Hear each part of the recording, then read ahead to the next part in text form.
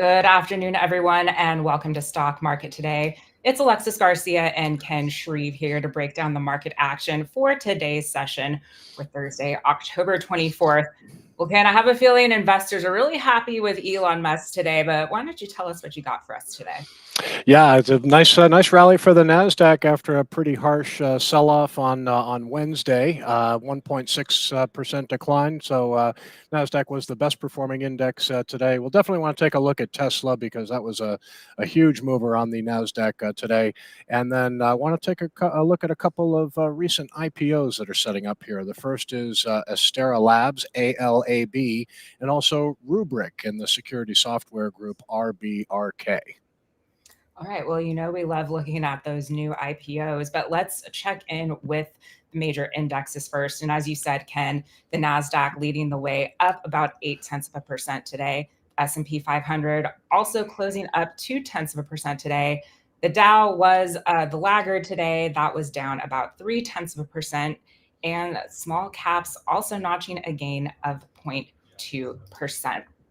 So let's get to the NASDAQ here, Ken, and talk about this, because as you said, we're looking at the daily chart here. A nice gain today, finishing at the upper end of that range, and it looks like it's holding right at that 10-day line. Yeah, it's listen, all the major stock indexes are still on nice uptrends here. People wondering when the market pullback is going to happen. Is it going to be earnings season that fuels it, or are we going to just continue higher here and ultimately break out to new highs? So it was encouraging action by the Nasdaq today again after that sell off on Wednesday. I wanted to just switch to the weekly chart, just give people a different perspective here on the Nasdaq, and you can see after 6 up weeks in a row, really strong rally over the past 6 weeks.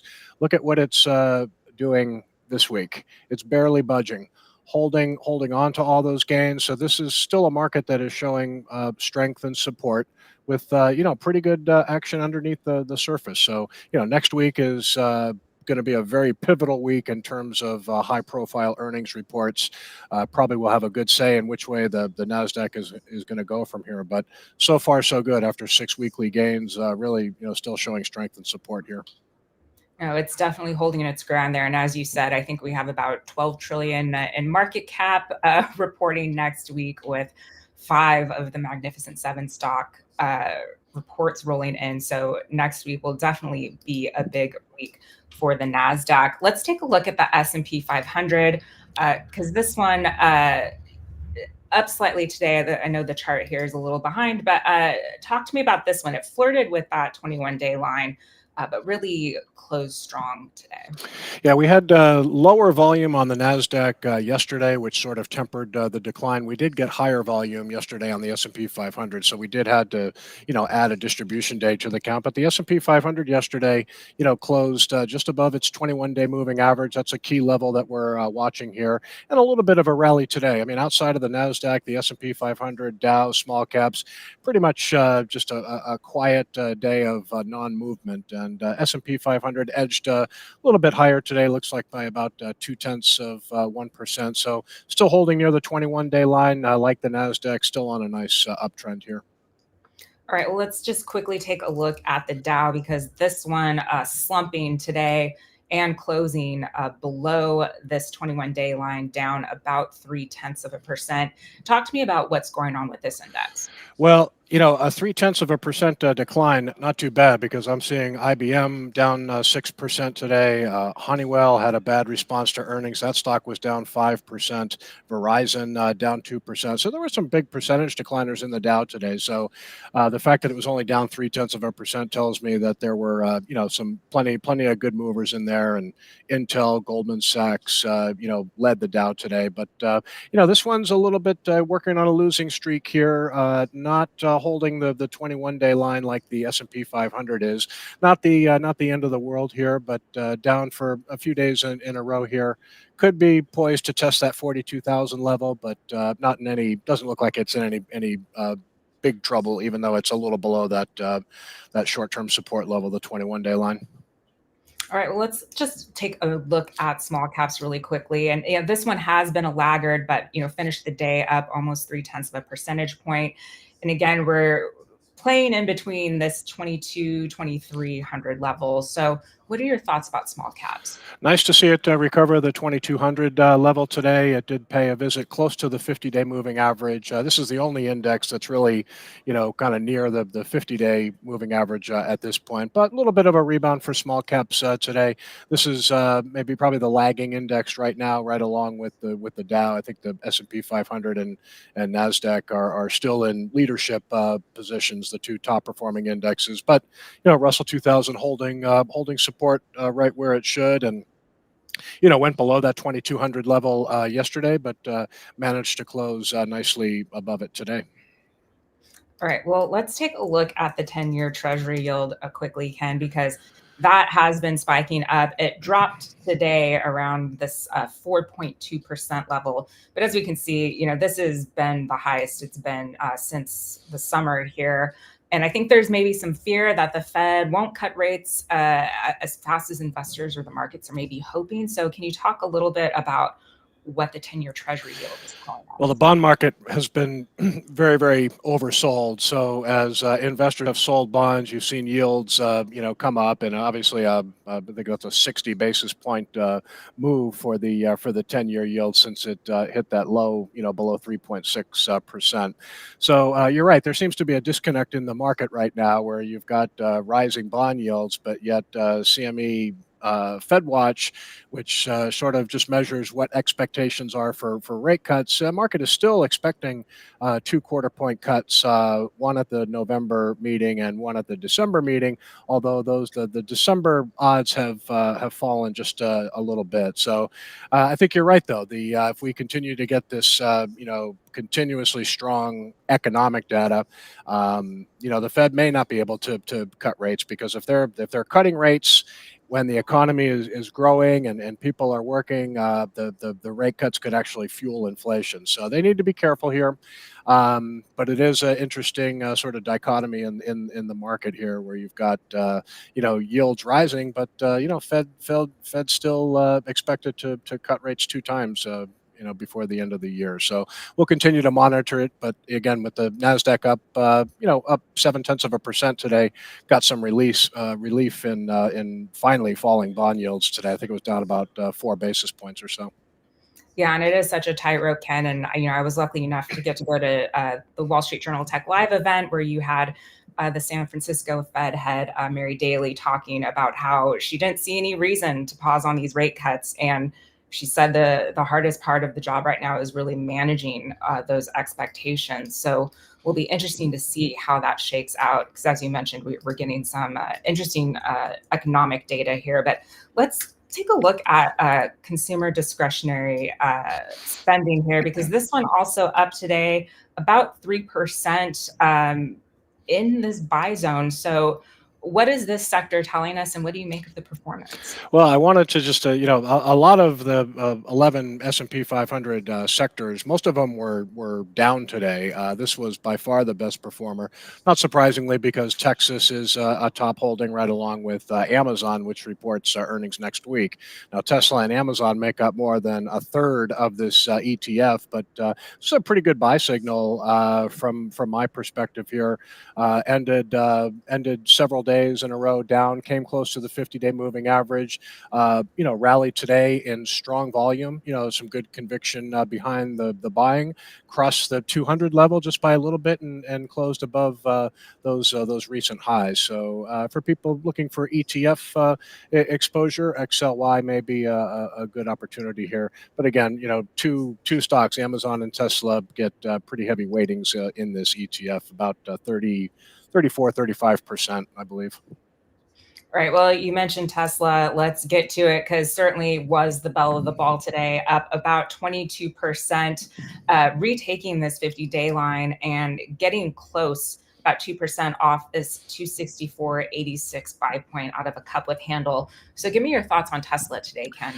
Well, it gapped up and it held gains all day. So buying demand was strong and sustained throughout the day. Obviously, expectations were very low headed into this report. It hasn't been a good few quarters for Tesla. They've been, suffering with shrinking profit margin. You see where the stock gapped down a couple of weeks ago, sharply below its 50-day moving average. That was after the robo-taxi event, which kind of lacked specifics, and the market didn't like that. So it was really, headed into the report very, very sluggish and really having a hard time attracting buying demand. But the earnings report, better than expected earnings. Ironically, revenue was just a little bit below expectations, but Elon Musk, as he is prone to do, he was, it was a very bullish conference call. He said that delivery growth of 25 to 30% is within reach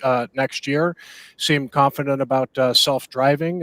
Said that he hoped to get approval in California and Texas by the end of 2025. So, and their energy, their battery storage segment did very well, and gross margins improved significantly. So, no surprise to see the stock do as well as it did. Now, what do new buyers do here? I mean, when you get a move like this, 20% plus, you're going to kind of just watch how the stock trades from here, and if it can hold gains like the Nasdaq has been doing. Anytime a stock soars, and holds on to those gains and trades sideways, you can see it's still below that pivot there of 264. So maybe it's just going to kind of buy time here.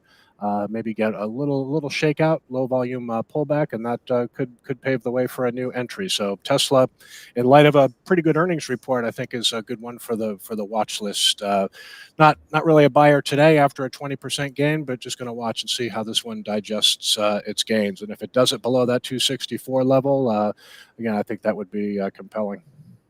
Absolutely, especially since this one tends to have some pretty wild swings there, Ken. Well, let's go on to Estera Labs. As you mentioned, this is a recent IPO, a nice gain today of about 3.7%, getting back to around the 70 level. And tell me your thoughts about this one and why it's on your radar. Well, this one came public in the spring at, I think it was $36 a share. Made a nice move, and then just a really sharp pullback where went up over 90, pulled all the way back down close to its IPO price. But I wanted to talk about Astera because this is a company that's growing very quickly, a new issue, and as the stock has been moving higher over the past several weeks, it's been doing it in really expanding volume. So this is a good lesson of why you can understand the accumulation distribution rating is almost the highest possible. That rating is helped by higher volume gains, lower volume declines. So Estera Labs, as it's been working its way higher, shows a lot of volume on the upside. Earnings 11 calendar days away, but you can see that 70-74 pivot on the daily chart here. It's flirting with a breakout here. So if you go to the weekly chart, again, just a stock. It's not the prettiest setup here, but clearly a stock that's under accumulation. It could bide some time here. Maybe it takes a little while to break out with conviction over that 70 level.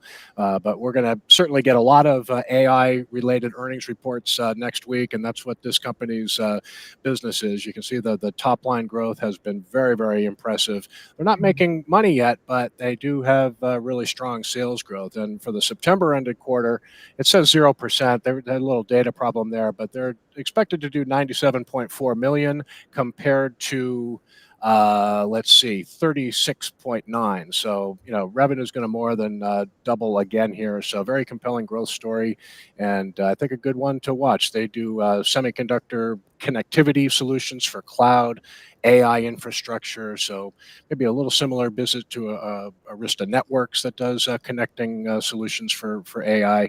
This company is, designs chips that help with that connectivity. So interesting company here, good growth story, and still looks like it's in the early stages of being, discovered by mutual funds here.